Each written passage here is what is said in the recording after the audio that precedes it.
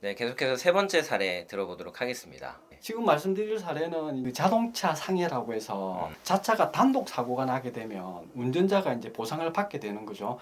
자차 단독 사고가 나서 운전자의 가실 100%로 사고가 났기 때문에 통상적으로는 자손이라고 하죠. 근데 자손 같은 경우에는 치료비 외 후유장애가 급수별로 정해져 있는 한도만큼 지급이 됩니다. 되는데 그것보다 조금 더 업그레이드 된 게 자동차 상해죠. 자동차 상해는 좀 전에 말씀드렸던 자손에서 치료비 후유장애뿐만 아니라 위자료 그리고 휴업 손해 등 기타 이제 대인 보상까지 똑같이 보상을 받을 수 있도록 이렇게 조금 더 업그레이드 돼 있는 보험이 자동차 상해라고 보시면 될 것 같고요. 이분은 68세 고령자분이셨고 차량이 전복되면서 요추 압박골절이라고 해서 목뼈가 경추고 다음에 흉추, 요추 이렇게 내려오는데 요추 2번이 이제 골절이 되셨습니다. 이분은 도시에 있는 휴업 손해가 적용되는 게 65세까지입니다. 근데 이제 65세라고 해서 휴업 손해가 인정이 되지 않는다. 그러니까 병원에 입원해 있는 기간 동안 일 못한 손해가 인정이 되지 않는다라는 거 보험사가 주장을 했었고요. 그 다음에 이제 이분이 골다공증이 있으시다고 추 쪽이 압박골절이 되면 상해급수가 통상 이제 5급이 되죠.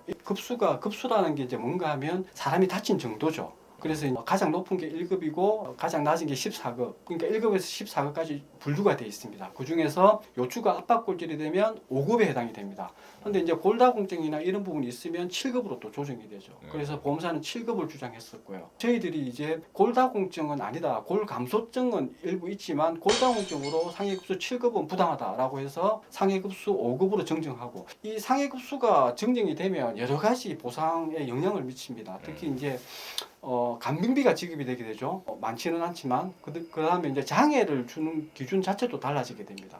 그래서 소득 부분을 농촌 일용임금으로 적용이 되고 그리고 상해급수도 5급으로 정정해서 보험사가 이제 980만 원 최초에 주장을 했었고요. 저희들이 2,300만 원으로 최종 합의를 했던 건이었습니다. 네, 금액이 많이 바뀌었네요. 그렇습니다. 근데 이제 이게 그 부상급수가 7급에서 5급이 돼서 간병비를 인정받았다고 하셨잖아요. 예, 그렇습니다. 그러면 이제 몇 급부터 이렇게 간병비를 보통 인정해 주나요? 좀 전에 말씀드렸듯이 이제 자동차 보험에는 상해 급수라는 게 적용이 됩니다. 보통 이제 일반인들 같은 경우에는 진단 주수를 가지고 사람이 어느 정도 다쳤다라고 판단을 하지만 자동차는 이제 상해 급수가 1급부터 14급까지 이렇게 나눠져 있습니다. 사망 다음에 1급이 되고 14급은 가장 적게 다친 경미 사고군이 되는 거죠. 그래서 간병비는 상해 급수가 1급, 2급인 경우 60일간 간병비가 인정이 됩니다. 되고 상급, 4급인 경우에는 30일간 간병비가 인정이 되고 5급은 15일간 도시 일용임금으로 해서 인정이 되도록 그렇게 되어 있습니다. 15일이라고 해도 그 비용 작은 비용이 아닌 거죠? 그렇습니다. 네, 알겠습니다. 그러면 이분은 사실은 돈이 거의 한 2배 가까이 늘어난 사고네요. 그렇습니다. 잘 보상 받으셔서 다행입니다.